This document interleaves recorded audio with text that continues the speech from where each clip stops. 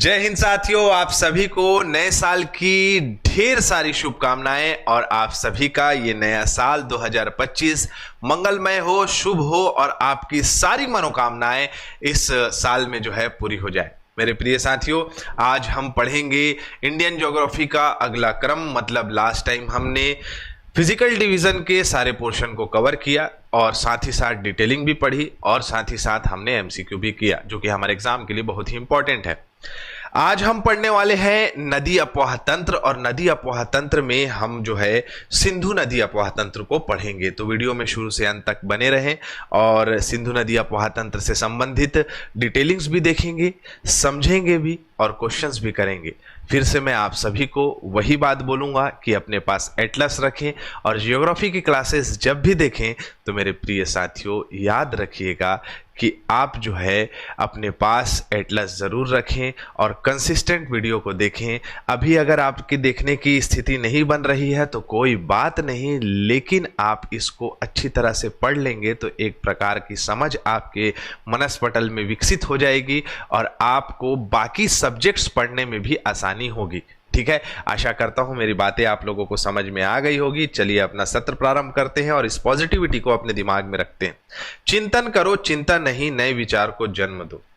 छात्र जीवन है, छात्र जीवन में चिंता जो है हमेशा लोगों को खाते रहती है कि सिलेक्शन होगा नहीं होगा, क्या होगा, कैसे होगा। ये सब सारी चीज़ों में एक छात्र फंसे रहता है। मैंने भी छात्र जीवन यापन किया है और आज भी मैं एक छात्र हूँ। मैं पढ़ता हूँ तभी आप लोगों को पढ़ाता हूँ। कोई भी व्यक्ति ये बोल दे कि अगर वो पूरी तरह से सारी चीज़ें पढ़ लिया है तो ऐसा नहीं है। मैं भी सीखते रहता हूँ और आपको सिखाते रहता हूँ और आप लोगों से भी सीखते रहता हूँ। कोई भी चीज़ लगे तो मुझे कमेंट बॉक्स में ज़रूर बताइए, ठीक है? मैं सुधार करने की कोशिश करूँगा। मेरे प्रिय साथियों, याद रखिएगा कि चिंता जो है वो चिता का कारण है। बड़े बुजुर्गों ने कह दिया है इसको, तो इसीलिए जीवन में चिंता ना करिए। जो आप पढ़ रहे हैं उस पे चिंतन करिए। लाइक अगर आप स्टडी कर रहे हैं या आपको गवर्नमेंट जॉब का तैयारी करना है तो गवर्नमेंट जॉब की तैयारी करने के लायक आप हैं या नहीं, पहले उस पर विचार करिए। बात कठोर है। अब आप इस बात पे ध्यान दीजिए कि आपको प्रॉपर जो है पढ़ाई करना है तो कौन कौन से सब्जेक्ट में सबसे पहले फोकस करना है।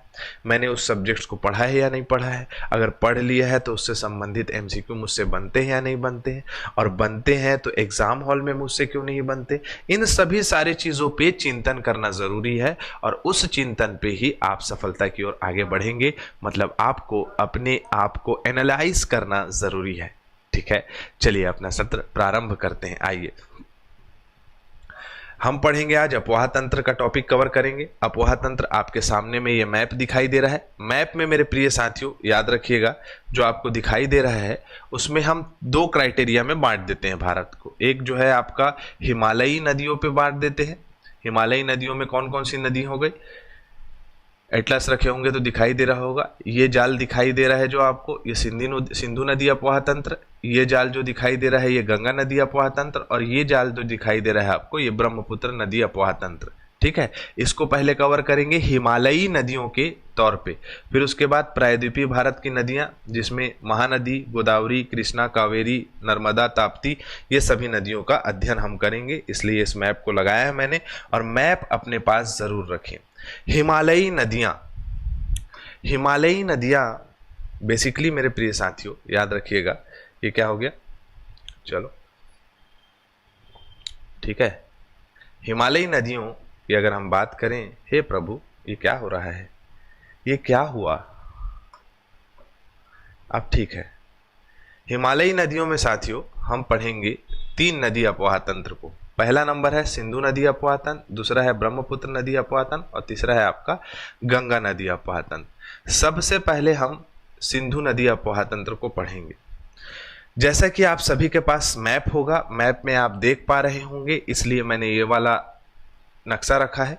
यहाँ पर आपको मानसरोवर झील दिखाई देगा। कहाँ पर, तो यहाँ कैलाश पर्वत है, कैलाश पर्वत के नीचे मानसरोवर झील।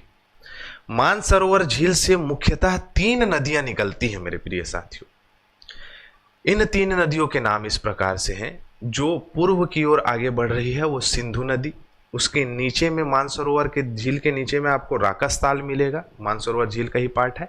वहां से निकलेगी सतलज नदी, ये दिखाई दे रही है राकस ताल, यहाँ से सतलज नदी, और यहाँ से ही आगे से निकलेगी आपका एक चेमायुंगडुंग ग्लेशियर से ब्रह्मपुत्र नदी। ये तीनों नदियां पूर्ववर्ती नदी है, एंटीसीडेंट रिवर है। ये पूर्ववर्ती नदी क्या होती है, तो सबसे पहले वो जानना जरूरी है। मैंने कहा पूर्ववर्ती नदी, या जिसे हम एंटीसीडेंट रिवर के नाम से जानते हैं, पूर्ववर्ती, ठीक है, पूर्ववर्ती नदी। एंटीसीडेंट रिवर वो नदियां हैं साथियों जो किसी नए भूखंड के निर्माण के पहले से उस स्थान में बह रही हो, मतलब कोई नया लैंड, न्यू लैंड डेवलप हो रहा है, उससे पहले उस एरिया में वो फ्लो हो रही हो, और वर्तमान में भी उसी स्थान में बह रही हो, उन नदियों को कहा जाता है पूर्ववर्ती नदी। इसका कारण क्या है? इसका कारण यही दिखाई देता है कि वो नदियों का जो इरोजन रेट है, उन रिवर्स का जो इरोजन रेट है, उन नदियों का जो अपरदन दर है, वो नए भूखंड के निर्माण की अपेक्षा ज्यादा है।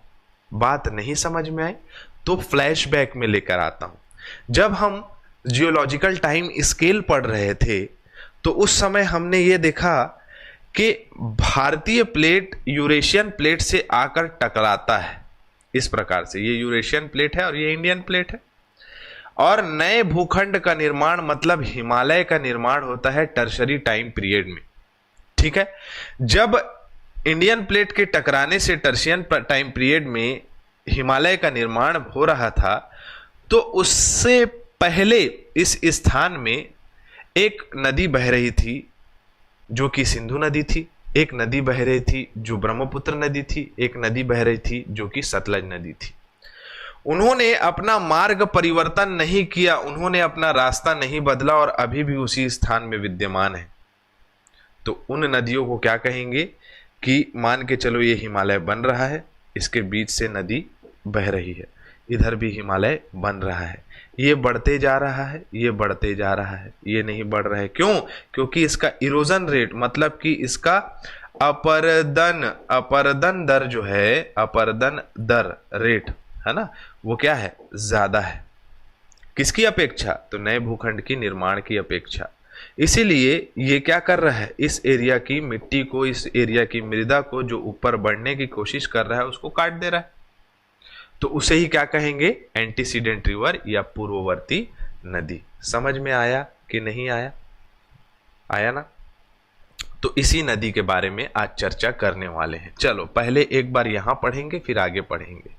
मेरे प्रिय साथियों, सिंधु नदी का उद्गम मानसरोवर झील के पास से मानसरोवर झील के पास से आपको दो वर्ड्स मिलेंगे, सानो खबाब, सिंगी खाबन, ठीक है, जिसे शेर मुख के नाम से जाना जाता है, यहां से इसका ओरिजिन होता है। और जब ये भारत में प्रवेश करती है तो एक स्थान से प्रवेश करती है। ऐसे मान के चलो भारत का नक्शा है, ये भारत का नक्शा दिखाई दे रहा है आपको, ऐसे भारत बन गया मान के चलो, ठीक है। तो जब भारत में प्रवेश करती है तो ये प्रवेश करती है दमचौक नाम के स्थान से, दमचौक नाम के स्थान से ये प्रवेश करती है, ठीक है। अब जब ये आगे बढ़ती है तो इसकी एक सहायक नदी मिलेगी जिसका नाम क्या है, श्योक। क्या नाम है इसका? श्योक नदी। सारी कहानी को दिमाग में रखना है, अपने मनस पटल में संजोते जाना है। सजा लोगे तो सज जाओगे, सज जाओगे तो एग्जाम में बना लोगे, ठीक है। तो श्योक नदी जो है वो ये भी पता होना चाहिए कहां से निकलती है, तो रियो ग्लेशियर से निकलती। कहां से निकलती है? रियो ग्लेशियर से निकलती है। श्योक नदी की सहायक नदी नुब्रा नदी, नुब्रा नदी सियाचिन ग्लेशियर से निकलती है, सियाचिन ग्लेशियर से निकलती है। 1984 के आसपास आपका ऑपरेशन मेघदूत चलाया गया था पाकिस्तानी घुसपैठियों के लिए। मेघदूत में भारत ने जीता था वही स्थान है ये श्योक नदी वाला। श्योक नदी निकलती है सियाचिन ग्लेशियर से और आके नुब्रा नदी में मिल जाती है। इसको मैं फालतू में बता रहा हूं क्या? नहीं। आप लोगों से प्रश्न पूछेगा कि जास्कर, लद्दाख और काराकोरम, काराकोरम, लद्दाख और जास्कर पढ़ा था हमने जब ट्रांस हिमालय पढ़ा था। तो ट्रांस हिमालय वाले भाग में ये प्रवेश करती है जिसमें लद्दाख और जास्कर, ठीक है, लद्दाख और जास्कर, ठीक है, काराकोरम, लद्दाख और जास्कर, जिसमें लद्दाख और जास्कर के बीच से सिंधु नदी प्रवाहित होती है और काराकोरम और लद्दाख के बीच में श्योक नदी प्रवाहित होती है। प्रश्न कई बार पूछा जा चुका है, नोट कर लीजिएगा, याद कर लीजिएगा। आगे बढ़ती है और आगे जाकर जो है, ये ज्यादा मैंने इसको वो कर दिया है, फैला दिया है, ठीक है, ऐसे होगा नक्शा। तो दमचौक से अंदर हुई थी और चिल्लौस, आपका चिल्लौस नहीं भाई, चिल्लास से पाकिस्तान में प्रवेश कर लेती है। कहां से प्रवेश कर लेती है? चिल्लास से पाकिस्तान में प्रवेश कर लेती है और जाकर कराची के पास से अरब सागर में जाकर डेल्टा बनाते हुए विलीन हो जाती है। यह है सिंधु नदी। सिंधु नदी के तट पे ही लेह शहर है। लेह शहर जो है सिंधु नदी के तट पर स्थित है, ठीक है, जो कि लद्दाख की राजधानी है। अब कहानी ये आती है कि इसकी प्रमुख सहायक नदियों पे चर्चा की जाती है। अगर हम भारत के परिप्रेक्ष्य से देखें तो इसकी बहुत सारी सहायक नदी है, लेकिन ये एक अंतरराष्ट्रीय नदी है। कौन सी नदी है? तो अंतरराष्ट्रीय नदी है ये। कौन सी? तो सिंधु नदी, जो कि कहाँ कहाँ बह रही है?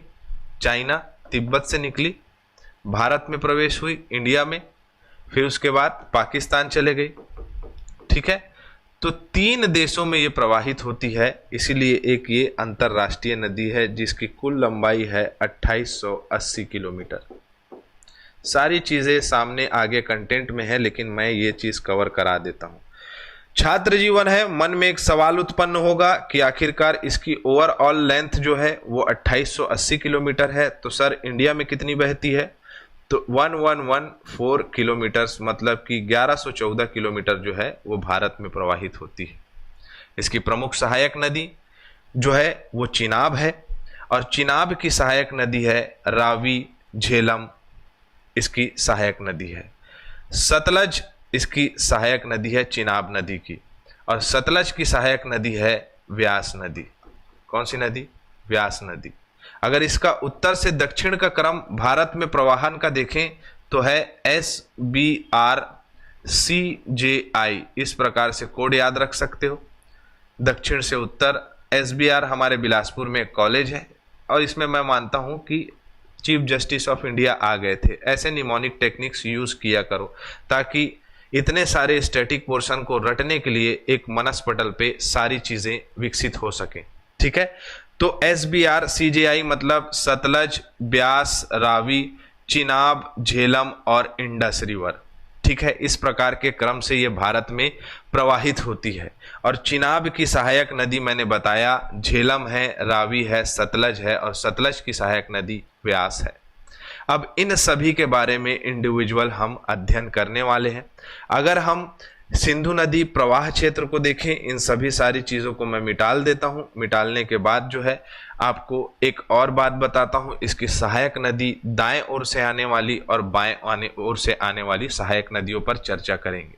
मेरे प्रिय साथियों, इसका प्रवाह क्षेत्र इस प्रकार से है। तो ये राइट हैंड या राइट साइड की ट्रिब्यूटरी हो जाएगी, और ये लेफ्ट हैंड साइड की ट्रिब्यूटरी हो जाएगी, मतलब दायना और बायां। तो एक श्योक नदी है, फिर गिलगिट से निकलती गिलगिट नदी, काबुल नदी निकलेगी, ठीक है, जो कि सहायक नदी है, काबुल की सहायक नदी है स्वात, ठीक है। फिर कुर्रम है जो कि राइट हैंड की ट्रिब्यूटरी है, गोमल है जो कि सिंधु नदी की राइट हैंड से ट्रिब्यूटरी है। लेफ्ट हैंड या बाईं ओर से आने वाली सहायक नदियों में से चिनाब नदी आती है, और चिनाब की सहायक नदी मैंने आपको बताया। अब एक एक करके सारी नदियों का अध्ययन हम करते जाएंगे। क्लियर है? चले आगे। देखो, यही क्रम हमने पढ़ा कि सिंधु की सहायक नदी, सहायक नदियों में जो है चिनाब इसकी प्रमुख सहायक नदी है। और इस प्रकार से इसका क्रम है सतलज, ब्यास, रावी, चिनाब और झेलम के रूप में। पूर्ववर्ती नदियां सिंधु नदी, सतलज नदी और ब्रह्मपुत्र नदी बताया। ऐसी नदियां जो किसी नए भूखंड के निर्माण के पहले से उसी स्थान में बह रही हों और वर्तमान में भी उसी स्थान में बह रही हों, उन इस नदियों को क्या कहा जाएगा? तो पूर्ववर्ती नदी कहा जाएगा। क्लियर है? चलें, क्यों? क्योंकि उस नदी का अपर्दन दर ज्यादा है और जो है आपका नए भूखंड के निर्माण का दर कम है। अगर हम सिंधु नदी पे वापस आते हैं तो हम देखेंगे, जैसा कि हमने जाना कि 2880 इसकी लंबाई है और इंडिया में A1114 किलोमीटर जो है इसका प्रवाह क्षेत्र है। बोखारचू मानसरोवर के पास से इसका उद्गम होता है, जिसे हम सिंगी खाबन या सानो खबाक के नाम से जानते हैं। इसे शेरमुख भी कहा जाता है। 1960 में इसका समझौता हुआ और इसी क्रम में हम पढ़ रहे थे SBR और CJI। यहाँ इंपॉर्टेंट क्यों है?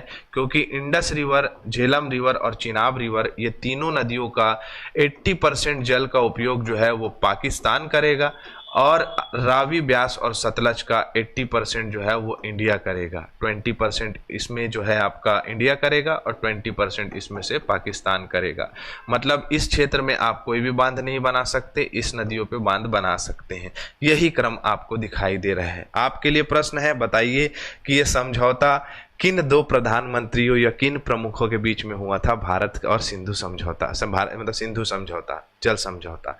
गार्ज क्या होता है? तो जैसे कि मैंने आपको बताया कि नए भूखंड का निर्माण होता है और कोई पूर्ववर्ती नदी उस स्थान में बह रही है, बढ़ रहा है नया भूखंड और ये नदी बह रही है, तो ये जो खाई नुमा स्थान दिखाई दे रहा है, केनाइन भी बोलते हैं जब ये ज़्यादा गहरा हो जाता है तो, लेकिन उसे ये जो उठी हुई आकृति में दिखाई दे रहा है इसे हम गार्ज कहते हैं। और लद्दाख के पास सिंधु नदी के द्वारा बनाया गया गिलगिट गार्ज है, ठीक है। और दिहांग गार्ज ब्रह्मपुत्र नदी के द्वारा बनाया गया है, जो कि कल पढ़ेंगे, मतलब नेक्स्ट सेशन में पढ़ेंगे, ठीक है। चलो अब देखो अलग अलग सहायक नदियां हैं, इसके बारे में चर्चा कर लेते हैं। झेलम नदी, झेलम नदी का और क्या नाम है? फटाक से बताओ। झेलम नदी को वितस्ता नदी के नाम से भी जाना जाता है। किस नाम से जाना जाता है? तो वितस्ता नदी के नाम से भी जाना जाता है झेलम नदी को। झेलम नदी कहाँ से निकलती है? सॉरी, वेरीनाग झील दिखाई दे रहा है, यहाँ पर है आपका शेषनाग झील, ऐसे होगा। शेष कैसे लिखाता है भाई? शेषनाग, ये तो है भाई शेषनाग, ऐसे लिखाता है, ठीक है। तो ये किससे निकलता है? सही लिख रहा था पहले, शेषनाग झील के पास से ये निकलती है और इसकी प्रमुख सहायक नदी है किशन गंगा और इसी में किशन गंगा प्रोजेक्ट बन रहा है और आगे बढ़ जाती है झेलम नदी और यहाँ पर इसको मिलेगा वुलर झील, डल झील और आगे आकर चिनाब नदी पे मिल जाती है, ठीक है। तो वुलर झील से प्रवाहित होने के बाद पाकिस्तान के पास जो है ये सकरे गार्ज में होकर चिनाब नदी से मिल जाती है। और ये स्थान कौन सा है? तो झंग नाम का स्थान है। प्राथमिक रूप से चिनाब नदी की सहायक नदी कौन सी नदी है? तो आपका झेलम नदी, ठीक है। इसी झेलम नदी के तट पर 326 BC में वितस्ता का युद्ध हुआ था सिकंदर और पोरस के बीच में, ठीक है। चलो अब चिनाब नदी देखें। चिनाब नदी को कहा जाता है अस्कनी या इसकमती, इसका प्राचीन नाम है। चंद्रा और भागा दो नदियों के संगम से बनता है। ये केलांग के तंडी के पास आती है। ये जो चंद्रा और भागा नदी आपको मिलेगी, कहाँ गई? चिनाब नदी। यहाँ से दो नदी से बनेगा, चंद्रा और भागा से। बड़ा लाचला दर्रे के पास से ये निकलती है और आगे बढ़ती है चिनाब नदी और जाकर सीधा मिलती है किससे? सिंधु नदी से। और इस स्थान को कहा जाता है मिठानकोट। क्या कहा जाता है? मिठानकोट। मिठानकोट के पास ये जाकर सिंधु नदी से मिल जाती है चिनाब नदी, ठीक है। चिनाब सिंधु की सबसे बड़ी सहायक नदी है। रावी नदी की बात करें तो इसे पुरुषणी नदी भी कहा जाता है। पुरुषणी नदी भी कहा जाता है। ये कुल्लू की पहाड़ियों के पास से निकलती है रोहतांग दर्रे से, ठीक है। रोहतांग दर्रे से ये निकलती है। रोहतांग दर्रे से रावी नदी भी निकलती है और व्यास कुंड रोहतांग दर्रे के पास से है, यहाँ से व्यास नदी भी निकलती है, ठीक है। ये जाकर जो है आपका रावी नदी जो है धौलाधार और पीर पंजाल श्रेणी के बीच से बहते हुए जाकर रावी नदी चिनाब नदी से मिल जाती है। याद रखिएगा, धौलाधार श्रेणी और पीर पंजाल श्रेणी धौलाझार श्रेणी और पीर पंजाल श्रेणी के बीच से रावी नदी बहती है। वीडियो को इसीलिए बहुत ज़्यादा सिक्योरिटी से पढ़ना, याद रखिएगा, एक एक चीज़ डाल दिया है जहाँ से प्रश्न पूछे जाते हैं, ठीक है। उसके बाद हम व्यास नदी की बात करें तो रोहतांग दर्रे के पास से व्यास कुंड से निकलती है और सतलज नदी में मिलती है। तो सतलज नदी की सहायक नदी व्यास नदी है। इसके संगम में हरिके बैराज है। देखो मेरे प्रिय साथियों, ये व्यास नदी है, यहाँ पर मिली। ये पंजाब का स्थान है जिसका नाम है कपूरथला। क्या नाम है? कपूरथला। कपूरथला में ये जो है सतलज नदी से मिलेगी और सतलज नदी से मिलने के पश्चात यहाँ पर हरिके बैराज है। हरिके बैराज से ये आगे बढ़ेगी और इंदिरा गांधी नहर यहाँ से बनाया गया है, जो कि विश्व का सबसे बड़ा सिंचाई परियोजना है। और डेजर्ट मतलब कि मरुस्थलीय क्षेत्र को कहा जा सकता है आपका कि सिंचाई की व्यवस्था प्रदान करने के लिए जल निकासी व्यवस्था की गई है, जहां पर मरुस्थलीय क्षेत्र जो है आबाद हो गए हैं व्यास नदी के लिए, ठीक है। व्यास नदी का नाम है, प्राचीन नाम बिपाशा। सतलज नदी जिसे लंगचेन खंबाब कहा जाता है, ठीक है। सतलज नदी कहाँ से निकलेगी? मानसरोवर झील से निकलेगी। ये जो है आपका दिखाई दे रहा है, पढ़ाते समय बताया था। ये रहा राकस ताल, यहाँ से निकलेगी मानसरोवर झील के पास से और जाकर जो है ये किससे मिल जाएगी? चिनाब नदी से मिल जाएगी। इस क्षेत्र को पंचनद कहा जाता है और पंचनद जो है जाकर मिठानकोट से मिल जाती है सिंधु नदी से, ठीक है। एक पूर्ववर्ती नदी है, ठीक है। कहाँ से प्रवेश करती है भारत में? तो याद रखिएगा, ये मान के चलो भारत का बॉर्डर है, तो यहाँ सिपकिला दर्रा है, सिपकिला दर्रा। तो सिपकिला दर्रा से ये भारत में प्रवेश करती है। क्लियर हुआ कि नहीं हुआ? अब फटाफट क्वेश्चंस करेंगे, ठीक है। इतनी कहानी सिंधु नदी से आपने पढ़ लिया, प्रश्न नहीं छूटेगा। झेलम नदी का उद्गम स्थल कहाँ है? तो कहाँ है? तो वेरीनाग जम्मू कश्मीर के पास से निकलती है, जो कि शेषनाग झील के पास से, ठीक है, शेषनाग झील से। क्लियर।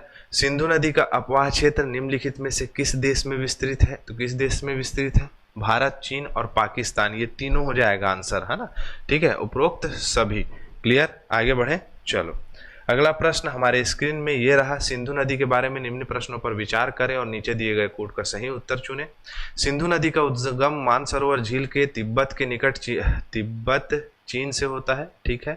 सिंधु नदी भारत में 2 राज्यों में प्रवाहित होती है। सिंधु नदी भारत में सिंधु गार्ज से लद्दाख में प्रवेश करती है। सिंधु गार्ज से कहाँ प्रवेश करती है? सिंधु गार्ज तो उधर बनाती है, लद्दाख में वो प्रवेश करती है आपका दमचौक के पास से। तो ये तो नहीं होगा, ठीक। 2 राज्य नहीं है, केंद्र शासित प्रदेश है। सिंधु नदी का उद्गम एक सही होगा, केवल एक कथन सही है, ठीक है। केंद्र शासित प्रदेश हो गए भाई, ठीक है, राज्य नहीं बोल सकते। हिमालय में सिंधु नदी का उदाहरण है। कैसी नदी है हिमालय में सिंधु नदी का उदाहरण? तो एक पूर्ववर्ती नदी है, एंटीसीडेंट रिवर है, ठीक है। ये प्रीवियस रन ऑफ नहीं होगा, इसका होगा एंटीसीडेंट, लिख लेना, ठीक है, इंग्लिश मीडियम वाले। चलो आगे। भारत स्थित पंजाब की 5 नदियों को पंचनद कहा जाता है। पंचनद में निम्नलिखित में से कौन सा शामिल नहीं है? तो कौन सा शामिल नहीं है? साबरमती नहीं होगा, झेलम, व्यास, रावी होगा, ठीक है। शामिल है लेकिन साबरमती नहीं है। साबरमती तो गुजरात में है ना।